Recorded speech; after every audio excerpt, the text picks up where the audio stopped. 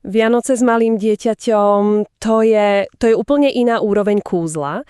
Zrazu všetky tie svetielka a ozdoby dávajú zmysel, keď vidíte tú radosť v detských očiach. Áno, áno. No a potom zvyčajne niekedy začiatkom decembra udria realita. Tá klasická rodičovská panika, čo pre Boha kúpime pod stromček? To pozná si každý. Ako vybrať darček, ktorý bude bezpečný, smysluplný a hlavne neskončí po týždni v kúte ako ďalší lapač prachu. Je to každoročná výzva. A presne na ňu si dnes posvietime. Ako taký odrazový mostík nám poslúži jeden veľmi praktický článok, ktorý sme našli na webe maderna.sk. Aha. Je to v podstate sprievodca vianočnými darčekmi pre deti od narodenia, povedzme do 5 rokov. Naším cieľom dnes je, rozobrať tie kľúčové postrehy a tipy, aby sme pomohli sa v tej džungli hračiek trochu zorientovať. Mnohí z nás potrebujú. Tak poďme na to. Článok tvrdí, že sa v poslednom čase výrazne zmenilo to, čo rodičia pre deti hľadajú. Áno. Že už to nie je len o tých veľkých, hlučných, plastových veciach. Vnímaš to aj ty tak? Jednoznačne. Je to posun, ktorý vidíme už niekoľko rokov. Ten článok to vystihuje veľmi presne. Rodičia sa odkláňajú od kvantity a hľadajú kvalitu. Čiže menej je viac. Presne. Už nechcú len zaplniť detskú izbu, ale dať deťom nejaké podnety. A to sa premieta do niekoľkých trendov, ktoré ten text identifikuje. A aké sú to? Veľmi populárne sú napríklad kreatívne stavebnice. Potom sú to edukačné hračky zamerané na rozvoj zmyslom, motoriky a obrovský boom zažívajú pohybové hračky. Tie, čo dostanú deti von. Presne tak, pomáhajú im s koordináciou a lákajú ich od obrazoviek. A samozrejme ten vizuálny aspekt. Dnes je veľký tlak na to, aby aj detská izba vyzerala ako z katalógu. Článok spomína drevené a dizajnové kúsky. Ale úprimne, nie je to niekedy trochu snobské? Niekedy mám pocit, že rodičia vyberajú tie krásne minimalistické drevené hračky skôr pre svoj Instagram, než pre to dieťa. To je skvelá a úplne legitímna poznámka. Čo je zlé na kvalitnej, bezpečnej plastovej hračke, ktorá je farebná a dieťa ju jednoducho miluje? Nič, vôbec nič. A tu je dôležité povedať, že nie je dôležitý materiál, ale to, čomu psychológovia hovoria, herný potenciál hračky. Herný potenciál? Áno, drevo je často preferované pre svoju trvácnosť, textúru, ekologický aspekt. Ale ak drevená hračka neponúka dieťaťu dostatok podnetov, tak je naozaj len peknou dekoráciou. Jasné. Na druhej strane kvalitná plastová stavebnica, ktorá umožňuje dieťaťu stavať, tvoriť, experimentovať, tá môže byť pre jeho rozvoj oveľa prínosnejšia. Rozumiem, takže kľúčové slovo je herný potenciál, nie materiál. To je dobrý pohľad. Článok uvádza, že presne takúto filozofiu razí aj ten web maderna.sk. Áno, presne. Že vyberajú hračky, ktoré podporujú vývin dieťaťa, a citujem, namiesto toho, aby doma robili chaos. A to je veta, ktorú by si mal každý rodič, ktorý sa kedy o polnoci potkol o auto v strede obývačky, vytlačiť a zavesiť na chladničku. To absolútne súhlasím. Ide o to eliminovať ten vizuálny a funkčný chaos a nahradiť ho zmysluplnou hrou. Ale teória je jedna vec. Poďme sa pozrieť na prax. Dobre. To najlepšie na tom článku je, že ponúka veľmi prehľadné tipy podľa veku. Áno, poďme to rozbaliť. To je pre mnohých rodičov, ale aj pre starých rodičov či známych, ktorí kupujú darček, asi tá najväčšia neznáma. Určite. Začnime tými úplne najmenšími. Čo je ideálny darček pre bábätko, povedzme do 1 roka? Často sa kupujú vaci, ktoré sú skôr pre staršie deti. V tomto období je to celé o zmyslovej stimulácii a pocite bezpečia. Dieťa objavuje svet dotykom, sluchom, zrakom, všetko dáva do úst. Všetko. Článok veľmi dobre odporúča také tie klasiky ako mäkké chrkálky, muchláčiky, alebo senzorické loptičky s rôznymi povrchmi. Ale chcel by som sa zastaviť pri jednej veci, ktorú spomína kontrastné hračky. Áno, to je teraz veľký hit. Prečo je to pre novorodencov také dôležité? Pôsobí to trochu zvláštne dávať bábätku niečo, čo nie je farebné. Je to fascinujúce a má to čisto biologický základ. Zrak novorodenca ešte nie je plne vyvinutý. Nedokáže vnímať celé spektrum farieb a jemné odtiene. Aha. Ale dokáže veľmi dobre vnímať silné kontrasty.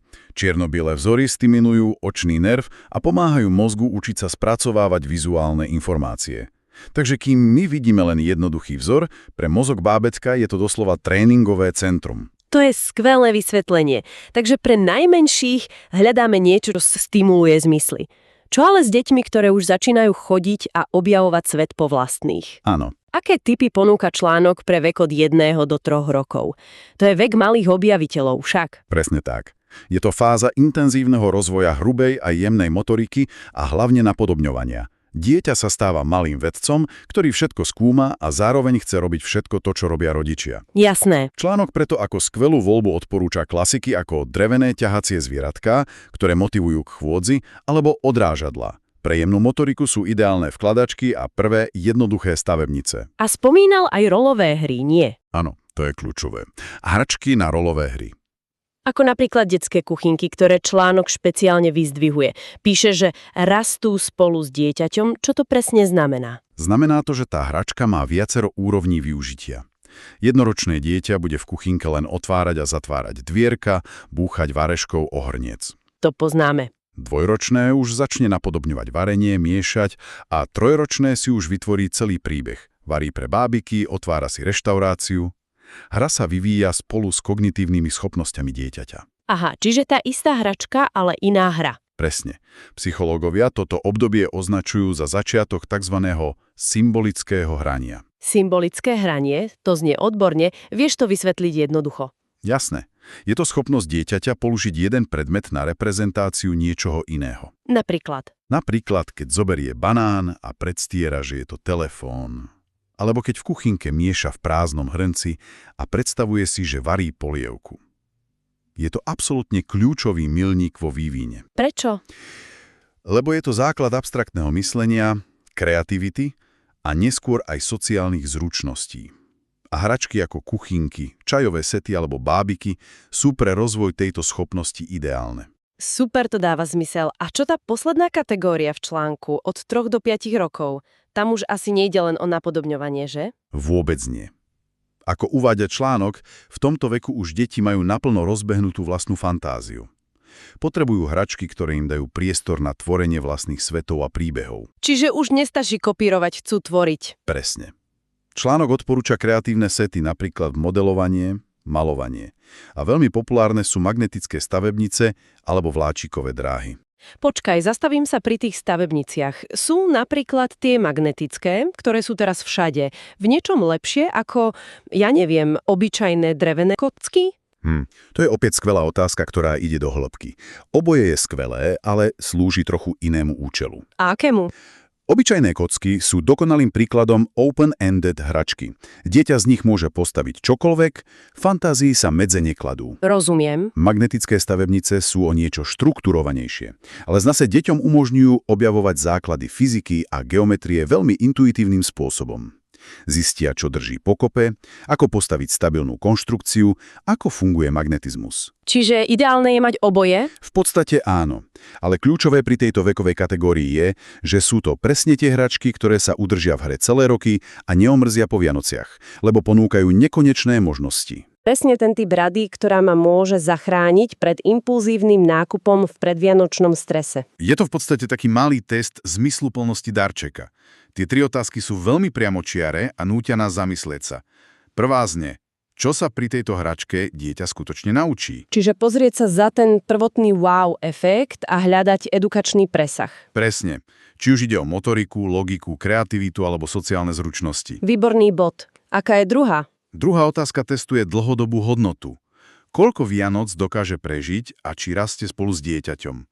Nadväzuje na to, o čom sme hovorili pri kuchynke. Čiže či to nie je hračka na 1 mesiac? Presne tak. Či sa k nej dieťa bude vrácať aj o rok, len sa s ňou bude hrať inak, na vyspelejšej úrovni. Je to otázka na trvácnosť nielen materiálovú, ale aj hernú. A tá tretia je asi tá, ktorú si najviac zamilujú rodičia, ktorí už nemajú kam vstúpiť. Jednoznačne. Tretia otázka znie, zapadne do nášho domáceho prostredia, alebo iba pridá chaos? Je to veľmi pragmatická, ale dôležitá otázka. To teda je. Zohľadňuje estetiku, o ktorej sme hovorili, ale aj veľkosť hračky, počet malých častí, náročnosť na upratovanie.